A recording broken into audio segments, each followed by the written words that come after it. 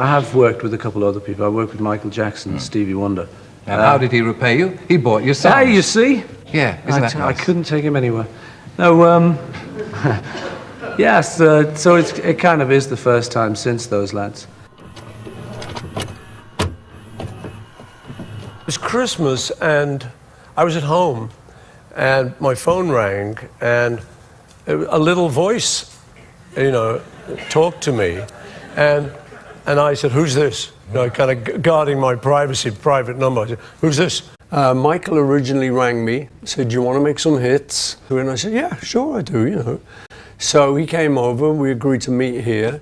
Michael originally fancied writing some stuff with me, and I thought it was a good idea. So he came over here to England, and we just hung out for a little while and got to know each other a bit, and ended up writing 2 songs. No, because I was quite excited to write with him. He was quite excited to write with me. So we were popping off each other. Yeah. And so we just did it. As I say, it was quite a short session.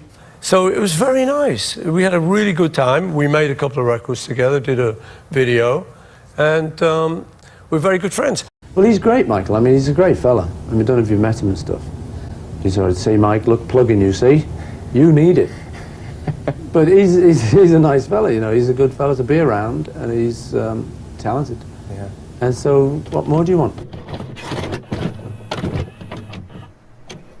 Michael said, "Have you got any advice?" You know, so I said, "Yeah, look, this is what you got to do. You're really hot. It's just starting. It just had Off the Wall." And I said, "You've got to make some great videos." So he went off and made Thriller and things like that.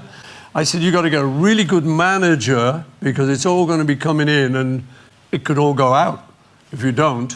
And I said, "And you ought to think of getting into song publishing." For a business, you ought to think about music publishing. It's because it's very good business. You love music.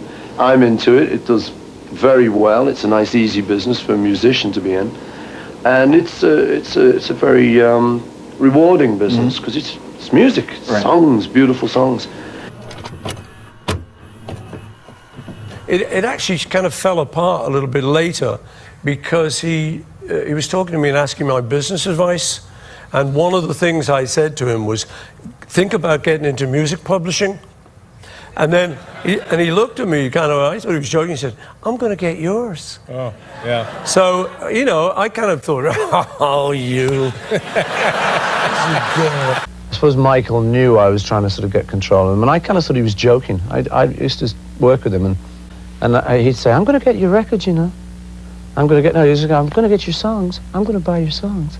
I'm going to buy your songs, you know." And I went, "Yeah, great, you know, good one." And we just carried on. And then a few weeks after that, he said, "I'm going to buy your songs." I thought, well, it's a bit of an old joke by now, but very funny. All right, you know. And I still thought he was kidding, you know. But it turned out to be true. And and just a few weeks later, just somebody rang me up and said, "Michael Jackson's bought Northern Songs."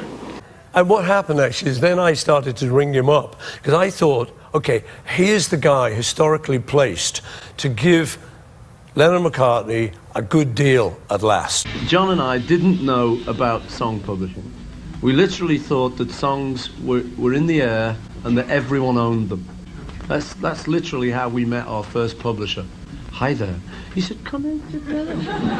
"Is that what you think? Sit over here."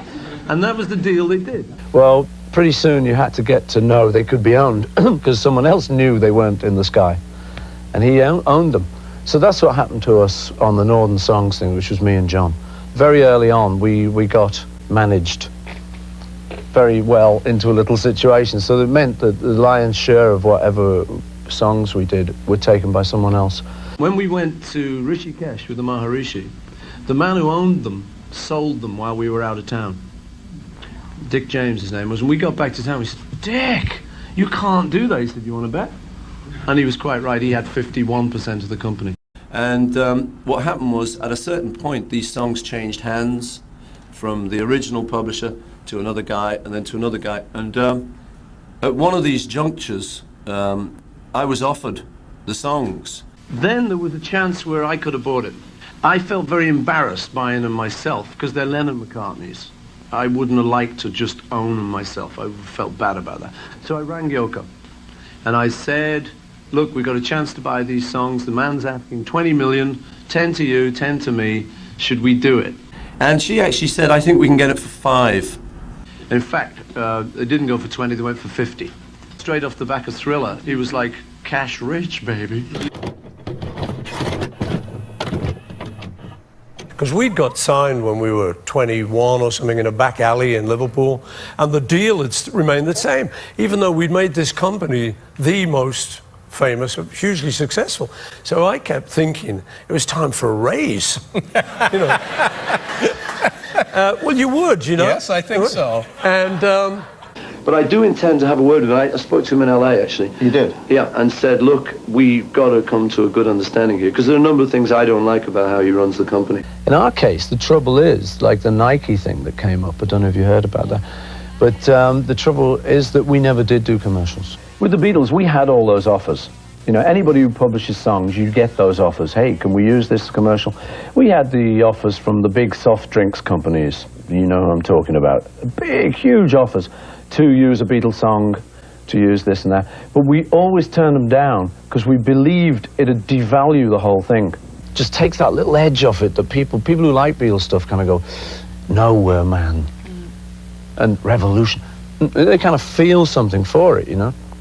And that was what we tried to do. That's what we were all about, was trying to resist all those commercial offers. We'd be seen to be selling out, which we were keen not to do. You know, we kind of felt that our fans believed in us and that we owed them some sort of integrity. We talked to them. We knew what they thought of us, you know. So something like Revolution, you know, it meant more than a pair of sneakers. Songs like Revolution didn't mean a pair of sneakers. It meant revolution. It was an idea that became important to some people. And his National Panasonic is All You Need Is Love. Yeah. Good Day Sunshine's an Oreo cookie these days. And I think the danger is it does devalue it. And I think even commercially, it's not that great a decision. But anyone who knows music publishing, there's a lot of pressure on you to do that because it's a big heap of cash comes in suddenly and, you know, it's very hard to resist for anyone. But I think we shouldn't do that.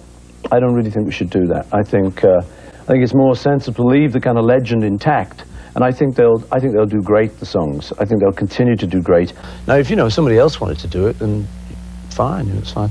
But that's what's happening now, is our songs are tending to get a little bit commercialized now, which I'm not too wild on, because it kind of spoils them a little bit. you know, but I did talk to him about it, but he kind of blanked me on it. He kept saying, that's just business, Paul, you know. He just sort of says, oh, that's business. And that's it. And I say, yeah, sure, it's business. It's also friendship. It's also morals. But we never kind of got to it. And I thought, so we kind of drifted apart. It was no big bust up. Yeah. We kind of drifted apart after that. Okay. But he was a lovely man, massively talented, and we miss him.